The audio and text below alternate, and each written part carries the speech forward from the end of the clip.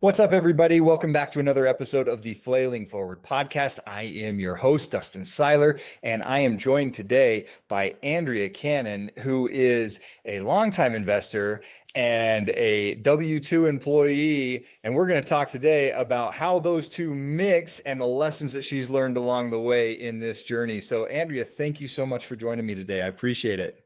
Thanks so much, Dustin, for having me on. I'm super excited to be here. Yeah. Now, like I said, you're a big time investor. You're doing a lot of deals and stuff, but that's not where you started. When did you get started in investing and what were you doing before?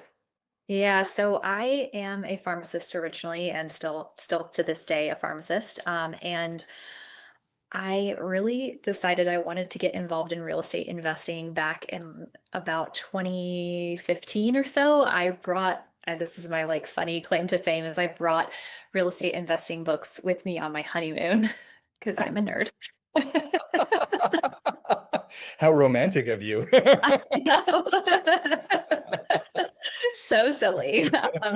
So I knew I wanted to get involved in real estate investing. I didn't feel like it was the right time. My husband was just finishing medical school and starting his residency in 2015. We had just gotten married, obviously, and I was a pharmacist relocating with him for his residency. And so it didn't really quite feel like the right time, but we did buy a house. And that was really the thing that helped us kick off into our real estate investing journey because we bought it at a great time, also sold it at a really great time when he finished his residency, and then had a nice chunk of change to start real estate investing once he landed in a good spot.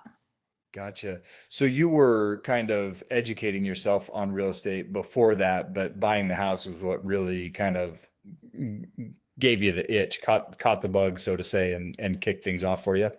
Yeah, and I think back to my childhood, my parents didn't really have the best luck with buying houses. They had bought a house when we lived in South Carolina that they needed to move because my dad's job moved out of the country, and so he was unable to. He needed to find a new job, and so they went to go sell the house, and that's right when the naval base closed in South Carolina, and so like there was a flood of houses, and it took them almost a year to sell the house, and so for me, like there was a lot of things I needed to overcome before buying that first property, and I know I cried.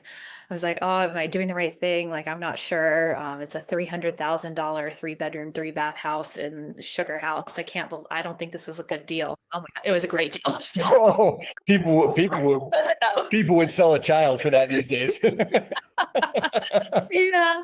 So when we ended up selling it, for him to move from residency to fellowship, we made multiple six figures and we didn't do anything besides just live in the house. And it wasn't even that long, right? And so we then ended up with, like I said, a nice chunk of change, and we started that real estate investing process right after that when we moved back to Utah. Gotcha. That's funny. We kind of have a little bit of similarity there in that my first investment was my own personal home as well, and that really kicked things off for me also. But my dad actually said to me once, because he had bought and sold some land specifically, but also some other real estate deals, and he said to me as I was getting into real estate, I believe it's a good investment. It just hasn't been good for me. So I kind of had he kind of had a similar experience where not the best outcome with his real estate investments, so I kind of saw that with my family, just like you did.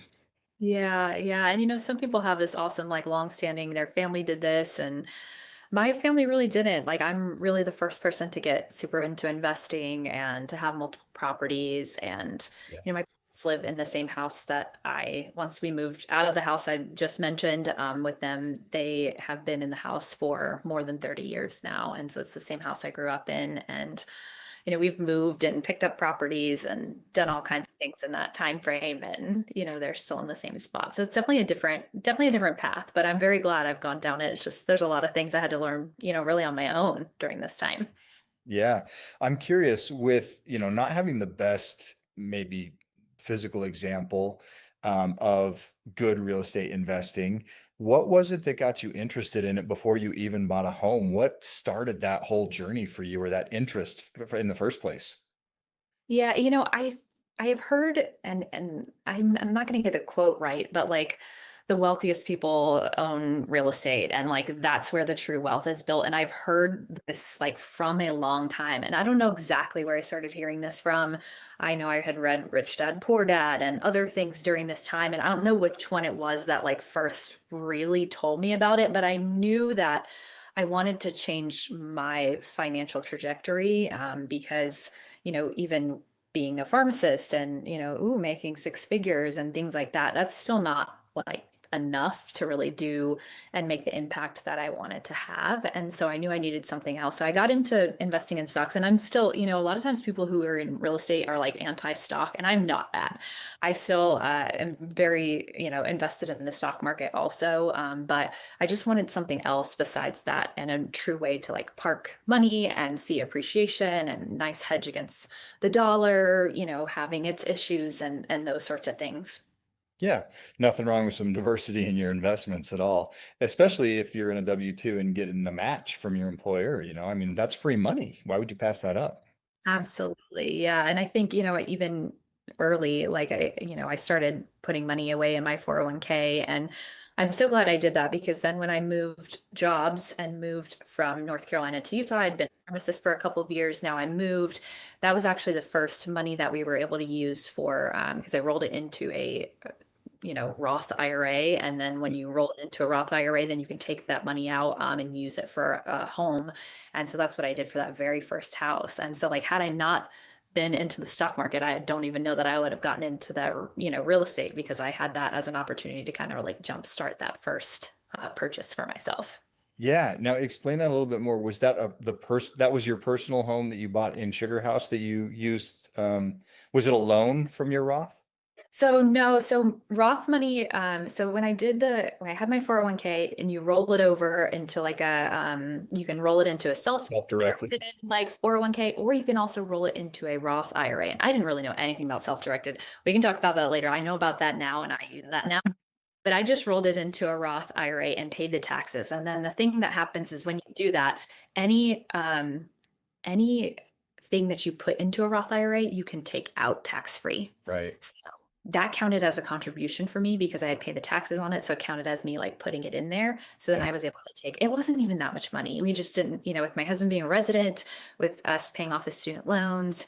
I had lived like a resident when I was in North Carolina, because I paid for the wedding and all these things, right? And so then we come to Utah. It's been 6 months. We haven't really saved up any sort of nest egg. Now here we are buying the house. So I think it was like $15,000 that we put down, and that came from that. Gotcha. Yeah. So from a Roth, you can withdraw any principal tax free, right? But just the gains, you either have to pay the penalty on or leave until your retirement. So sounds like you took out the principal that you put in for a down payment on your home that then compounded into multiple six figures down the road based off of appreciation. That's a good investment. Yeah, that was pretty darn good. So it worked out really nicely. And then, when we moved back to Utah, we decided we were going to house hack. We had done a little bit of minor house hacking. We had rented out a bedroom in our Sugar house. And just like on Airbnb, every once in a while we would have guests. And so we would make a couple $1,000s a year doing that. But that was like the mom and pop Airbnb of like olden days. And that was also, with how we were living at the time, like perfect for that time of my life. I wouldn't want to rent out a bedroom now. At that time, it was quite nice. It was a good location. People would come in for conferences or something, and then they would stay with us. But when we moved back to Utah, we bought a duplex and decided that we would house hack. So we would live in one side, and then we had a tenant in the other side. And unfortunately, with the timing, so a lot of the benefits of house hacking are you're going to get a smaller down payment, and then you can, have your tenant pay your mortgage basically and have a reduced rent. But the problem with that theory was the timing didn't quite work out. My husband was finishing his fellowship, and then we were taking 3 months off to go travel and do van life and fun things. And so because his start date didn't line up with the timing of us buying it, like we bought it in May and he didn't start until October, they wouldn't give us an owner occupied down payment. And we ended up having to put 30% down. Oh. So that kind of sucked. And so we still had money left over from our, big sale of our house before. But, 30% down is a huge damper on that. And Yeah. I also found out I hated house hacking. Maybe it would have been a better fit for before when we didn't mind renting out the bedroom. But now I'm in a 2 bedroom, 1.5 bath, a duplex in right next to my tenant who was on Section 8. No offense to anyone on Section 8, but like it was I have ended up having to evict her. It was not a good tenant. Not saying that all Section 8 situations are bad, but that one just was not good. And we inherited that tenant and didn't even know it was Section 8 until we went to collect the rent because it wasn't disclosed. It was a whole thing. So learned a lot of things on that. Oh my goodness. So there's so much there. First off, people might hear your story and be like, okay, a pharmacist married to a physician, of course they're lending and buying properties, but you guys started this journey, I mean, right after residency. And for those who know about residency, you are getting paid hourly, maybe 35 cents an hour for the amount of time that you put in. You're getting paid next to nothing as a resident. And then you guys are, you got student loan debt, probably, I would imagine, based off of all the training that you have to go through. And you guys still were able to start your investing journey because you were willing to live uncomfortably for a few years, right? Yeah, that's definitely right. And I think, one of the key things is at this point in my life today, it looks a lot different than it did back then. But, you know, for during residency, which is when we bought that house, my husband's residency. So I had done a residency and then I finished and then I continued to live like a resident to pay off one, my student loans and two, the wedding. And so that was all taken care of by the time we had the wedding. Yeah. But we had my husband's student loans to tackle. And so, like you said, they make very, very little money. But because I actually had a decent job, we ended up having him max fund both of his retirement accounts. So like a 457 and a 403 while he was in residency. So his take home pay was like $100 or $400. So it was less than $500 every other week. And so because of that, right? And so like you said, there really wasn't a ton of real income coming in during that time, but we were able to take those proceeds and then invest them again. And so at this point now, our W-2 incomes look significantly different, but the foundation was built long before that W-2 income had that drastic shift. Yeah. And then because you guys are living uncomfortable, you end up inheriting a tenant. And like you said, there are bad tenants everywhere on Section 8, off Section 8. It doesn't matter. The Section 8 doesn't make a bad tenant, but you ended up inheriting a bad tenant that happened to be on Section 8 and had to learn not only what Section 8 was, but learn about the eviction process at the same time. Yeah, and Cool. it was quite the interesting experience. Like I said, we didn't evict her right away because this is a nice lesson I've learned and I can definitely talk about this. So Yeah. she liked to push things. And so as an example, we had a dog and our dog, we're in attached houses, right? So she's seeing our dog, in the yard and we're walking the dog and she maybe hears him bark every once in a while, stuff like that. And so she was like, "Oh, you have a dog. Can I have a dog?" And I was like, "Well, in your lease it says like no pets of it. Like it's underlined 10 times, like it was a handwritten lease, right?" Yeah. And then the same thing is we didn't know to clarify you know, how her rent was paid. Mhm. We just thought the rent rolls and we saw the income, but they didn't separate it out by like this is the Section 8 and this is the portion that she pays. So like when it was the first of the month and it's time to collect rent, we said, "Hey, this is your rent. This I don't remember how much it was. Like let's say it's $1,500. Like it's time to collect, the $1,500." And she was like, "That's not what I pay." And we're like, "What do you mean that's not what you pay?" And she was like, "I paid $300." And I was like, "Oh, okay.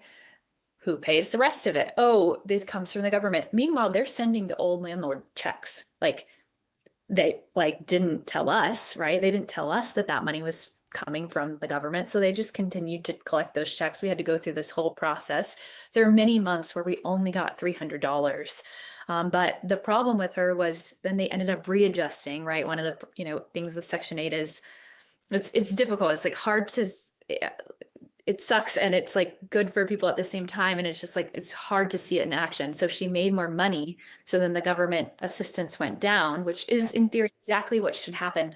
But then she started getting behind. And that is when, once that adjustment happened, that's when we had to do the eviction. So it was a really big bummer because she was quite frequently late, Yeah. but never didn't pay until all of a sudden she didn't anymore. And then, I mean, she still to this day owes us like at least 8 grand. The property was left in such an awful mess. Like Mhm. it was so bad. I mean, we had to hire people to go in and, clean it out and then redo everything. So like then if you factor that in, it's probably in, a total of 15 to 20 grand that we were out based off of that tenant. But like I said, we learned a lot of lessons during that process and it definitely could have been worse. So, Right.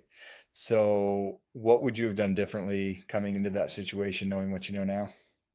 so a couple of things, my husband and I were just talking about this property today. I do think we probably overpaid for the property. We didn't really have a good understanding of valuations and things at the time, and how little rent is in Utah relative to the cost of the properties. And so, if you're getting into like a house hacking situation, I would really want to make sure that the rent coming in is a little bit higher than what it was in our situation. So I think in this particular one, we overpaid.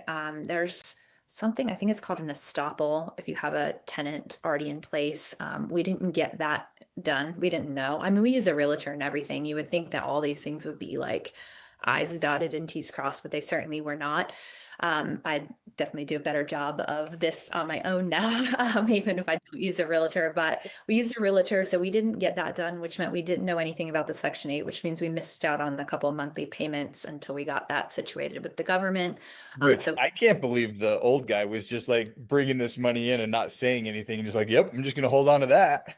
it was crazy. It was such an interesting, like I said, experience. And then, I would assume that you should disclose that. I mean, I would Yeah. disclose this. I don't know if that's a legally required disclosing thing, but like you would think so, that it's a Section 8 tenant, and that wasn't disclosed. So, I think asking a little bit more about the rents in that process too. So we overpaid a little bit, and then, clarifying the rental agreements. And then for me, like I think I chose house hacking at the wrong portion of my life. Like I really should have bought that duplex back when I bought that other house in Sugar House and done it then. Yeah. Versus at this point in our lives, we were finally established. My husband is finally in his first full-time surgeon job, right? We're finally feeling like, okay, we're here. Like we've done all this training, we've done all this stuff, we've paid off the loans, we've done all these things. We're making our first investment property and then we're living in it. And it just didn't, like, I was just so unhappy with like the size of the house and like all the things. And like even 1,200 square foot isn't like super small or anything, but was just really no storage. There was no garage. There was like one closet. So like we would come back from skiing and I wouldn't have anywhere to put the skis. Like we would just come and I would just put them in the living room. Oh yeah. Like just nowhere to put them. There was no place for them. And so like stuff like that just like felt like I don't live here. I'm like kind of using the space, right? And so it for us like that really wasn't like a good fit. If I would have still decided or insisted on house hacking, I would have wanted to make sure it was a little bit bigger just for so we could have like stayed there longer.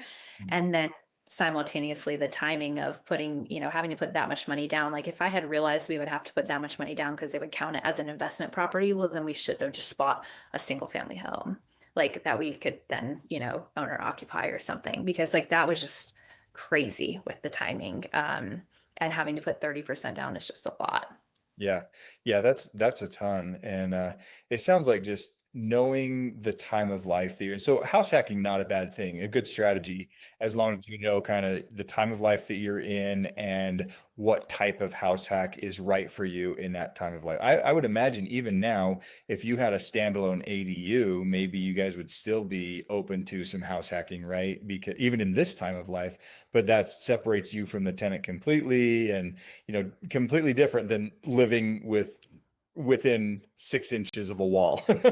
Yeah, so that is so true because I think, there's um right now we're moving into a new primary home next week. And like, if there was an ADU on that property, I would just be absolutely thrilled. And that would be an example of house hacking that even at my more established phase of life, I would be super, super comfortable with. So it's a really good point. Yeah, no, that's awesome. Well, okay, so that's a good journey. And so you started off with buying properties and then you put 30% down. Obviously, we both know that's not scalable. You cannot keep up with that.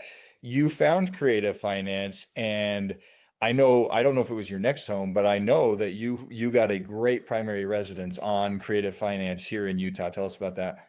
Yeah, so there was one other one in between. So I hated house hacking. So my husband was on the loan for the duplex. And I was like, all right, I'm going to find us a single family home. I cannot handle living next to our tenant. We'll just rent out both sides. So I looked for another property and found one and moved into this property that, I put down another 10, 15% on.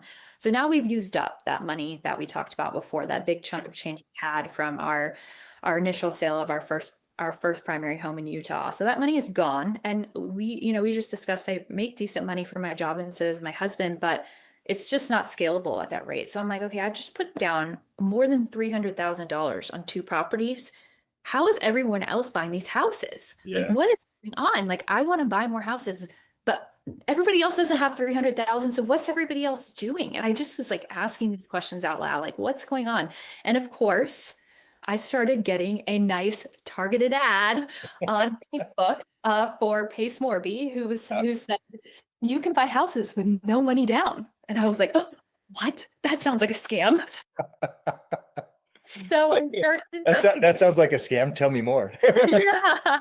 So I started investigating Pace, like thinking like there's no way that that's like even legit. Like, oh, that sounds just, kind of cringe. And I started looking into it more, and I my go-to is Bigger Pockets. Mhm. So I was looking at Pace on the Bigger Pockets forums, and there are kind of mixed reviews. Some people love him and some people hate him. And so I was like, okay, mixed reviews. I know how to read through these. Some people just, don't take any action on things they've learned from him. And some people seem to be oddly groupies. So I need to kind of figure out what's going on. And right around then is when he was coming out with his book, Wealth Without Cash. And so I decided to buy that book, read it, and start taking action. And so I started taking action the week after I read it and was making phone calls. And I realized, hey, I decided I was direct to agent on market, low equity. That's what I was going to go after. And I was making these phone calls and I was getting pretty good.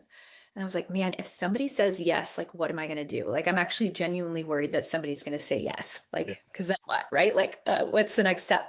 So I decided to join the Sub2 community based off of that. And within 2 weeks, I was under contract on my primary house and the one that you were just asking about. Yeah. And so what happened with that one is this is now October of 2023.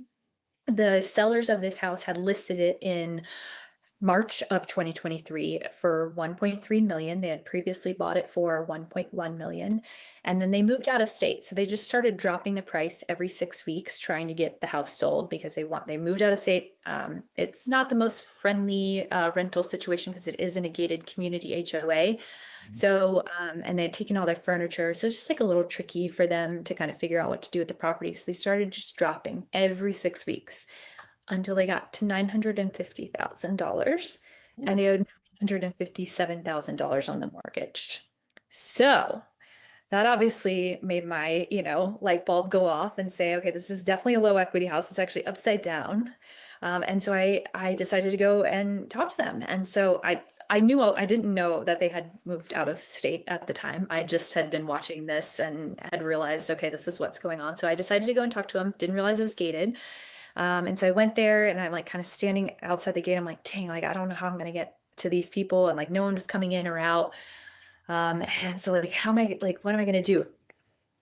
I didn't mention the reason I needed to go talk to them was because they had taken it off the market. Okay. And because otherwise I would just call a realtor, right? And so, so I did see that another house was also for sale in the neighborhood. So I called that realtor and I asked if he knew anything about this house. He said, no, I know they moved out of state. So I know they really want to sell, but maybe they're thinking about, putting it up for rent or something. Like, I don't know why they pulled it off the market. And so I decided, okay, like, I'm going to try to skip trace these people. And so I just decided to, skip trade. I didn't even know what I was doing. I put in like true people search or something like this is not real skip tracing. And got a phone number. It wasn't right. But then I decided to send them a letter. And so I sent them a letter, and a couple of weeks later, they gave me a call. Amazing. So you went from direct to agent to direct to seller. Yeah, so it turns out their agent was still involved. She was going to help them list it for rent.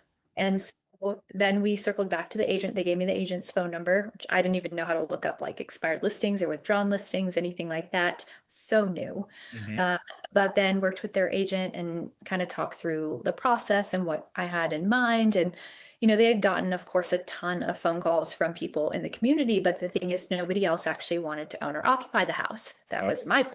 I'm like, I want to move in. This house is beautiful. It's 5,200 square feet. It's gated. It's stunning. It's all of the things, right? And yeah. such a good location, my favorite location in the Salt Lake Valley. This is absolutely perfect. And so the fact that we actually wanted to own or occupy, they're like, oh, this actually like is a reasonable like exit plan, right? Because normally like everybody else was pitching all these things that didn't really make any sense. And so I ended up getting the house for no money down to the seller, no money to the agent. We got it for 950. They said the lowest they could go was 925. So I said, how about 950? But you pay off the solar, you pay off your agent. So we ended up with free solar, 950. They paid down the house from 957, the mortgage to 950. And then we took over the loan with no balloon. What was the mortgage at when you took it over that they had to pay it down to? How much did they have to pay? So they paid for you to buy this house. Oh yeah, they paid the was 957, and we purchased it for 950. Okay, so sorry, we had a technical difficulty there. It was at what? They had to pay down from what? They had to pay it down from 957 to Okay. 950. Yeah. Wow, and they paid off the solar and they paid the agent out of their pocket. Yes. Whoo, that's amazing. Yeah, it was such a deal. That's such a good deal. That's incredible. And that was your first creative deal.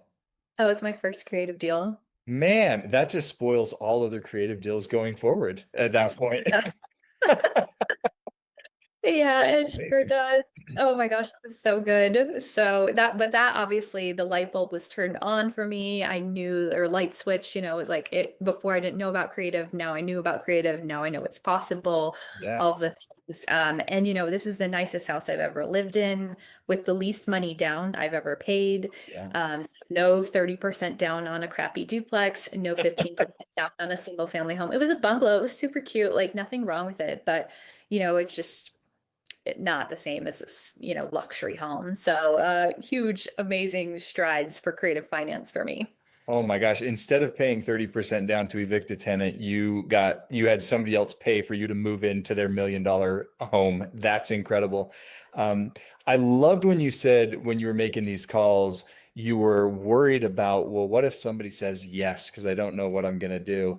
And then you figured out what you were going to do. And that really, it sounds like having an exit, an actual what you wanted to do with this property in mind and having a solid plan for what was going to happen was really what separated you from everybody else that was calling these guys. Yeah, and I think, you know, even had I not had the most solid plan, I think a lot of times people get a little worn down, right? They think that, oh, they've got this great house. It's an amazing house. I'm so, so pleased with this acquisition. But, you know, over time, I think they got more and more frustrated. And then now they're taking it off the market. They're listing it for rent. And it's such a big house that, having a unfurnished house at 5,200 square feet, somebody coming in to rent it, it's like really intimidating to feel like you have to buy probably, $60,000 worth of furniture for a house that's not even yours. And so, they're just running into all kinds of issues. And so now that I have a solution that really makes sense, there you go. It was, Yeah. green light from there. Amazing. So you're buying all these houses. How did you make the transition from, I know you're still doing wholesale work. I'm sure you're still you're out there buying assets, and we can talk more about that. But one thing that people really know you about is, or know you for, those who know you, is as a private money lender or a capital raiser, helping people find money for their deals, that kind of stuff. How did you make the transition from buying these properties and kind of scaling yourself up in your portfolio to now being more of the bank. Yeah, so I wish this was a transition I had made sooner, honestly, but when I look at, my history with Bigger Pockets, and that's where I learned a lot of my real estate knowledge from was books and Bigger Pockets. And these are, old traditional, largely men that make these rules and the books and all the things. And so I'm learning from them. And it sounded pretty much the standard that you bought properties, you eventually sell them, and you take the money you get and you start lending with it. And like that seems to be like the large majority of Burr investor journeys, right? Like that's how they do that, long term, like over decades, right? And it seemed to me like the safe way to do lending was first position. So it's the first lien on a property. Most of us have a mortgage, so that would be the first position in that instance, and that's the most safe. So you think about if you then took out a HELOC, that would be a second position, or a second mortgage, that'd be a second position, right?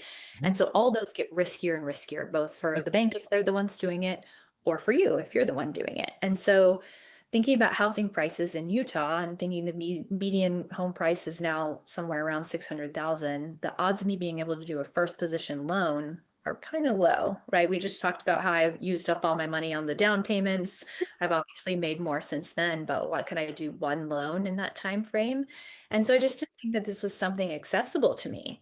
And then over time and exposure to sub two, I started realizing that people were doing private money lending in first position with amounts in the $50,000 range, $100,000 range, sometimes even lower, depending on the home. Mm. And I realized that that sounded way, way, way more passive than being a landlord. And I have some stories from landlording that we do not need to get into, but the eviction, of course. Yeah. Just showed me that, hey, I've got a full-time job. My husband has a full-time job. We don't have a lot of extra time to then be even managing property managers. Like if there's an eviction that's happening, your property manager is not going to do the whole thing for you, right? You're going to have to be involved in that. And so, yeah, I didn't have a property manager in this instance because I had lived there. So I was like, this seems like kind of weird to now get a property manager involved just since I know the property so well. Yeah. But even that, like the eviction, that's not going to be something that you're going to be helped out super, like they can maybe guide you through the process, but you're still going to have to do a lot of it on your own. And so with all of that being said, I just realized I needed a little bit more hands off, and private money lending was a really good way to do that. And not only that is you can make good returns, maybe even better returns than you can get on cash flow and than cash flow in Utah, because cash flow in Utah wasn't that great. So I think between those two things, I decided it was time to make the shift. Just knowing that I've got these properties. I don't really want to buy that many more, at least not on my own. I'll do them with the team, but not really anymore on my own, just because I don't have the bandwidth to continue to manage them. So the next best thing would be private lending. Yeah.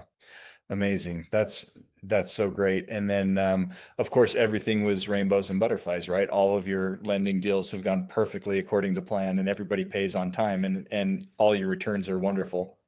I have personally been very, very fortunate. I've definitely had some days, but nothing has been where I haven't gotten my money back at this point in time, which has been really good. Yeah. Now that being said, of course, there are things that are delayed and that sort of stuff, but they all seem to be like flowing in the right direction. I do private money lending also with a partner, and one of the deals with my partner has not gone well, Mhm. and we're still kind of in the middle of that. But our philosophy, for the most part, has been we are looking in first position, so it's as safe as possible, and maybe the returns aren't quite as high, but that's okay because we care more about the safety of the principal than we do care about winning the lottery overnight with a crazy return. Yeah. Then secondly, we've done a lot of interacting with other, operators, and are deploying our own funds into deals most of the time before we make any connections, because then we have the experience with the borrower, we understand how they operate and how they communicate, and if we like that, then we're comfortable making connections going forward. But otherwise, there are a lot of people out there that will connect based off of, somebody's has a great social media presence, or they were mentioned a lot by, Pace Morby or something, and all those things are really great. but they're not a good way to vet someone, especially when, there's never been any skin in the game with money. And so our philosophy has really been to put our own money where our mouth is before ever connecting anyone else. And granted, that makes things a little slower. We don't move as fast or haven't moved as quickly as other people have, but we've also not had anyone who has, loaned money with us lose any money. So. Right. Yeah. I like that you've got a combination of security and how your deals are set up, but also, appropriately vetting the deals that you want to be part of in order to make this as safe as possible. There's always risk in any type of investment, but you're doing what you can to make it as safe as possible. What do you think is the difference between the majority of the deals that you've done that you may have had some delays and some things on, but have eventually come back versus the one that you mentioned with your partner that is pretty messy right now and still not really working out so great? What was the difference between those? Yeah, so, with one of the main reasons that investors use private money is the speed. And they use, instead of using like a hard money loan or something else, right? They know that private lenders can turn around money very quickly. Mhm. So that is good, but it's also bad. And so here is an example of that. So we do a lot of vetting in the background of the deal and the operators and all these things. We're doing a lot of this stuff, and then at the very end, HUD statements come out really quickly, and all kinds of stuff moves really fast. And in that process, there were some things in there that we didn't understand at the time and also didn't clarify. And had we clarified them, that would have been enough red flags that we would have recognized that this was not a good deal. But we didn't. And so this is something that we have are going to continue to learn from. I think that's been really helpful.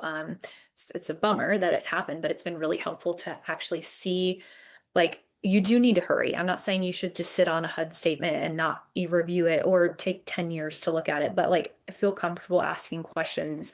Who is this LLC and where is this money going? And I'll give you the example. We thought we were loaning on also its first position that also included rehab, but it didn't. They just said that it included rehab, but in fact, it was just multiple wholesalers with multiple assignment fees. And Oh, so you see these chunks that are going that you think are going to rehab because they told you in advance, okay, there's going to be these chunks that are going to this, and this. And so you're prepared for it. But then when you see the HUD statement itself, I'm like, okay, does John Smith LLC, is that just their rehab LLC? But we really didn't have time to we felt like we didn't have time. I'll take that back to ask these questions. And even in this process, once we went back and looked at things, there were still even mistakes made and recordings and things. So I think, even had this money not been having this issue right now, there's no way we would have ever connected anybody because of how poorly the whole thing was operated. Like, I understand you need to move quickly. We've moved quickly on all other deals, but it's also been very clean and obvious what's happening in the deal at that same time. right. Gotcha. So things to watch out for if you're looking to lend as a private money lender. If people get upset because you're asking questions about something, that's a red flag, right? There should be transparency there. If people are pushing you to move faster than you're comfortable with, even if it's a good deal, you have to assess your risk tolerance there. And maybe if they're pushing you to move faster than you can personally vet, maybe pass on that one and get on the next one. But also one thing that I think not a lot of people consider that I love that you brought up is how clean and straightforward and structured is their process? Is it a messy process? Do you have to do a lot of digging in order to find out what's going on? Or is it like clean and streamlined and you can obviously see where everything is lining up? Because if things are messy, even if it's not done on purpose, and even if somebody's not purposely trying to take advantage of someone, if your organizational structure is messy, that means the project's going to be messy and the return is going to be messy and the whole thing is going to be messy. I love that you brought that up. Yeah, and I think I mean, one of the main reasons why we wanted to work with people first is to just get that understanding of how that process would be, because it's not necessarily worth getting an extra percent or 0.5% if you're way stressed out, right? That's the whole reason I'm switching to this in general with my money is and private lending is because I wanted less stress. And yes, I want to make money. That is the course part of the game and part of what I'm doing this for. But I also want less headaches. And so I want to make sure I'm not adding to them with the private money lending process. Yeah, absolutely. And what a great switch for you as well to go towards private money because or lending because not only are you busy with your regular job that you're doing, this takes a lot of the day-to-day management of properties off your plate, but your job helps out in the lending category as well, right?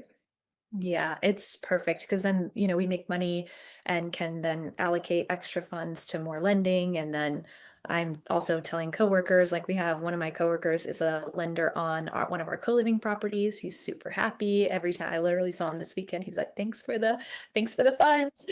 He's like loving life, right? And then like other people that are in my network are also in the same, situation like pharma. Now I'm in the pharma space. So I on the medical team and some of my coworkers, like, we've all gone through restructures and reorganizations and those sorts of things that happen in our industry. And you can think you're doing really well and you are doing really well, and then your job gets cut kind of overnight. And so I had that happen to one of my friends a couple weeks ago. And so she gave me a call. She's like, I need to figure out how to get some steady income outside of my W-2 because here I am relying on it. And then we just were gone in 2 weeks, and it was a nice conversation with her and she got a severance. And so we're working on, private lending with her so she can get set up going forward. So it's not as stressful. I mean, that's one of the best things is I really, really, really like my W-2. I like it a lot. It's probably a weird thing coming from, a lot of our sphere of people aren't really that into their jobs, but I really like mine. But it is very volatile. And so, I can tell you this today, and by the time this podcast goes live, I might be out of a job. Like you just don't know. And so my coworkers, I watch them really stress out during that time, right? Like, how am I going to find another job? What am I going to do? All those things. And it's so much nicer when you have another multiple streams of income that are helping you out. And private lending is like, I'm not then having to deal with tenants on top of that, on top of finding a job, like all those things. Right. I mean, yeah, that's the job helps hedge on your lending until you get some established cash flow returning from your lending. And then the lending can help hedge against your job. And you're just building more security by having both of those, kind of like we talked about earlier, where why not invest in the market and in real estate? The more diverse you can be, the more security you have, right? So you're in a W-2, put that money to work in lending, and lending is going to help you build some security with your job as well, because if something goes south, you're still taken care of. Definitely. And everyone's talking about AI right now and all those things and how AI might take jobs. I mean, I think being involved in real estate in some capacity, even if it's not private lending, is a great way to hedge against that because then you do have a backup plan in place. And for me, like, I'm expanding more into private lending because it does feel the way it generates income feels very paycheck job like, right? Like on the first of this month, I'm going to get, multiple checks coming in from different loans that I'm doing or, ACH transfers. But that seems like, okay, now I've got this steady income. And like, if something were to happen with not just being in pharma, but in AI related, job loss, and like that would be the same thing too. Yeah. A chatbot has never lent on any of my deals, so it's not replacing your private money lender. Love that. Yeah, it's good. So what kind of deals are you and your network looking to lend on? What's your lend box? What kind of deals can people approach you with? Yeah, so right now, mostly things in the first position is what we're looking for. And so, with a return rate somewhere between like around 12% would be ideal. Not going to turn down more than that, of course, but first position loans, it can be kind of tricky because if you think about it as your mortgage, a lot of people have great interest rates, right? They have a 5%, they have a, 4%, they have a 3%, they're never letting it go, all those things. Like that's not the type of lending that we're doing. So, you know, kind of keep that in mind as well. Like these are usually more for shorter term things like fix and flips and stuff like that, where we're loaning off of the as is value. You've got a really good deal, then you might be able to get some rehab in there too. But it's not going to be, if your after repair value is 500,000, you're not going to be getting 490,000 from us, right? Right. Yeah. Yeah. So is there a range that you're lending within? Is there a max amount that the deal needs to be under?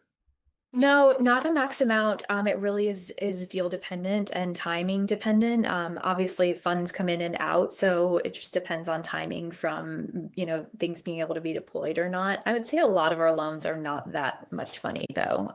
Like my very first position loan was around $12,000. And that one is ironically still out. It's one of the ones that's been delayed, but it was a land deal. So I kind of knew that that might happen. And that started at 15% and it's gone to 23%. But it is under contract. They do have a buyer lined up. It's supposed to close in the next 2 weeks. But it has been supposed to close for like 2 months now. Yeah. But I am still, getting the interest is still piling up. So I'm not, super concerned about that. But I would say the average loans are lower. Not at the $12,000, but a recent one that I deployed personal funds on was a little over 100,000, and then I linked up with a couple other people as well. And so it just kind of depends on when things are back and when things are going out again. Sure. Gotcha. And it sounds like typically under 12 months is what you're looking to keep them at, those shorter term loans. And, but you'll take a look at basically any type of project that's secured by a hard asset, real estate of some sort.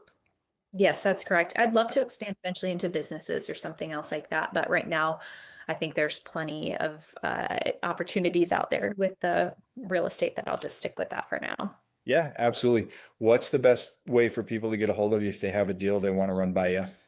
Yeah, so a couple of different ways to reach out to me. I am at the Andrea Cannon on Instagram, also the Andrea Cannon at gmail.com. And then you can also connect with me on Facebook, and I respond really quickly to Messenger. So any of those ways, you can send me a DM, or shoot me over an email, and do both if you haven't heard back. Like, please, sometimes things get filtered wrong or in spam or something. So I'm not purposefully ignoring you. Please send me another one if you don't hear back. Awesome. And then you and your team, I mean, you have a team that's going to work. You have other partners where you're looking to acquire deals for yourself. What else are you looking for? Not just putting your money to work, but what kind of other deals are you looking for that people could bring you? Yeah, so right now we do wholesaling as well. So our team did multiple six figures in assignment fees last year, and we're still going strong. So we're doing low equity deals in Utah, and then mostly pre-foreclosures outside of Utah, and Utah included, but those are more nationwide. So if you have any pre-foreclosure leads or deals that you need help on, we're happy to help you out. So you can connect with me the same way on those. And then we're also looking to buy additional co-livings, mostly in Utah. And so those we're buying creatively. So interest rates less than 5%, as many bedrooms and bathrooms as possible. And then some really good parking with no HOAs. Those would be a great fit for us for the co-living buy box. Awesome. Perfect. So anybody out there that might be listening, connect with Andrea. If you have a deal and you are a solid operator and you're needing capital, you can connect with her. Or if you have a deal you're looking to move, or if you want to buy a house and you want help from her team with finding a house, especially if you're in Utah, they're doing a ton of deals here. They've got massive goals that they're trying to accomplish as far as helping people get into homes. So if you're looking for a home in Utah, or if you have a deal that might fit what she's looking to acquire or lend on, reach out to her. And she is a great one to work with. So awesome. Andrea, thank you so much for being here today. I really appreciate it. This was a great conversation. Yeah, thanks so much for having me. I really appreciate being on. Absolutely. Thanks for listening to the Flailing Forward podcast, guys. Get out there, take some action. You may feel like you're flailing, but as long as you're moving forward, that's all that matters. We'll catch you on the next one. Oh, I almost